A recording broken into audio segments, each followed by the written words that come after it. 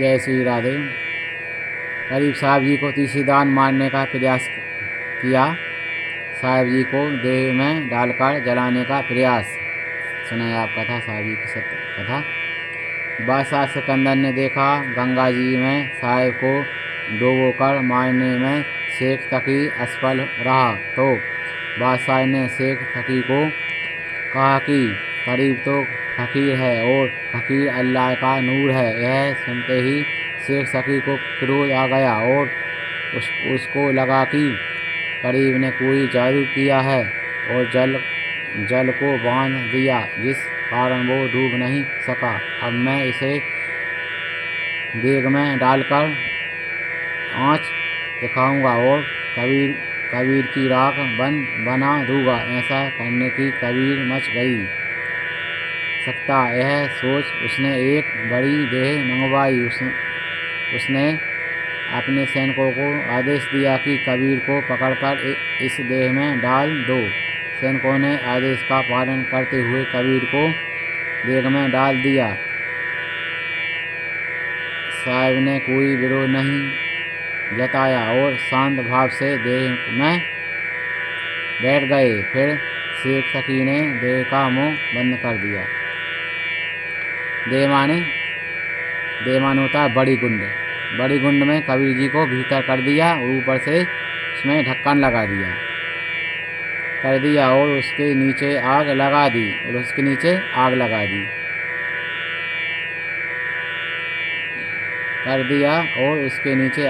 दी कुछ देर बाद शेख सकी सोचने लगा कि अब कबीर जलकर मर गया होगा। इतने में बादशाह ने शेख सकी को संदेश भेजा कि तुम जिसे देग में आँच दिला रहे हो, कबीर साहब तो मेरे पास राज दरबार में बैठे हैं। शेख सकी को खुद का कोई ठिकाना न रहा। तब एक खबर सुनी तब राजा के पास बैठे कबीर जी, तो उसको बहुत बुरा लगा और उसका ठिकाना नहीं, होश उड़ गए उसकी।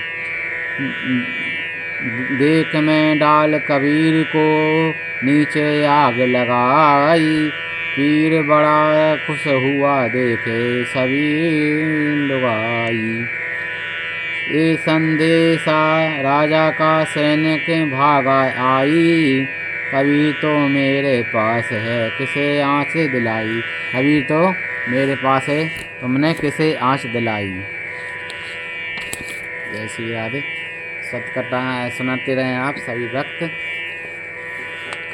चौथी दान कबीर साहब जी को मारने की कोशिश कर गई, वो आप कथा सुना।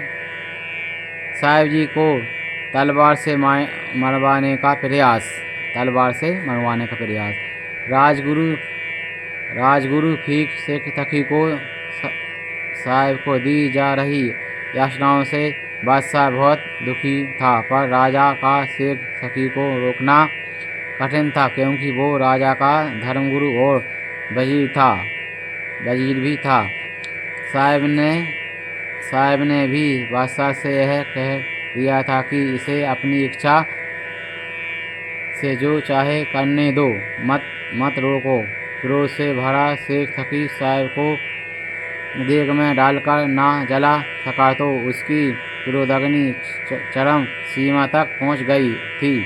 क्रोध मनुष्य को सब कुछ भुला देता है। क्रोध बहुत खतरनाक है। क्रोध में आदमी आपा खो जाता है अपना, और अपना ही बहुत विनाश कर लेता है।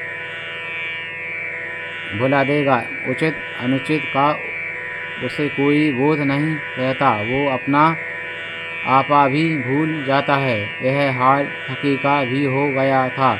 क्रोध में आकर उसने अपनी तलवार उठाई और साहब को मारने चल पड़ा। उसके साथियों ने उसे रोकने का बड़ा प्रयास किया। उसके साथी उसे रोक रहा है, मत जाओ आप। खुद की तलवार लेकर साहब के पास आया और उन पर अंधाधुंध वार करने लगा। शेख तकी यह देख हैरान रह गया कि उसकी तलवार साहब का कुछ नहीं बिगाड़ पा रही थी।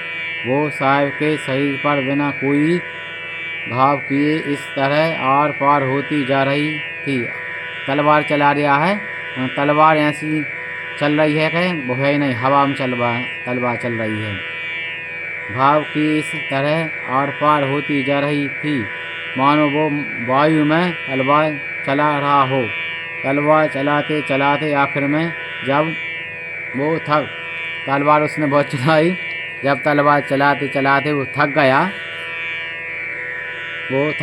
तो लज्जित होकर वहाँ से मुँह नीचा करके चला गया। साहब का शरीर तो केवल देखने के मात्र के लिए था, वास्तव में वे तो उनका कोई शरीर था ही नहीं, वो तो शब्द स्वरूप थे। वो तो शरीर नहीं थे, शब्द स्वरूप थे। हाथ में ले तलवार पीर अंधाधुन चलाए, हर एक बार तलवार का आर पार हो जाए। पीर थक कर हार गया अपना मुख छुपाए, लज्जित होकर चल दिया साहिब रहे मुस्कुराए। लज्जित होकर चला गया, साहिब जी मुस्कुरा रहे हैं। तो आगे भी करीब साहिब जी की आप कथा है, सत्य कथा है, सुनते रहें और अपने जीवन में आनंद रहें।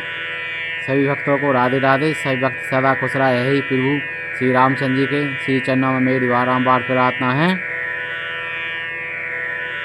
सुख में सुमरन सब करे, दुख में करे न कोई। सुख में सुमरन नहीं करता आदमी, दुख में करता है। तो ये है उल्टा कैसा, दुख में सुमरन सब करे, सुख में करे न कोई। जो सुख में सुमरन जो करे, तो दुख काहे को होय। अपन भगवान इस सुख में भूल जाते हैं, इसलिए सब भक्तों से निवेदन है भगवान को दुख में सुमरन तो करें मगर सुख में ज़्यादा करें, क्योंकि सुख में सुमरन करेंगे तो दुख आएगा ही नहीं, और आएगा दुख तो फिर दुख में और ज़्यादा ही सुमरन करेगा। इसलिए सुख में ज़्यादा सुमरन करे भगवान का। सभी भक्तों को मेरी ओर से बारंबार प्रणाम। जय श्री कृष्ण, जय श्री करीब साहिब जी। ये वीडियो ज़्यादा से ज़्यादा शेयर करें, इस पर कमेंट में लिखें आपको सत्य कथाएँ कैसी लगती हैं। सभी भक्तों को राधे राधे, जय श्री कृष्ण।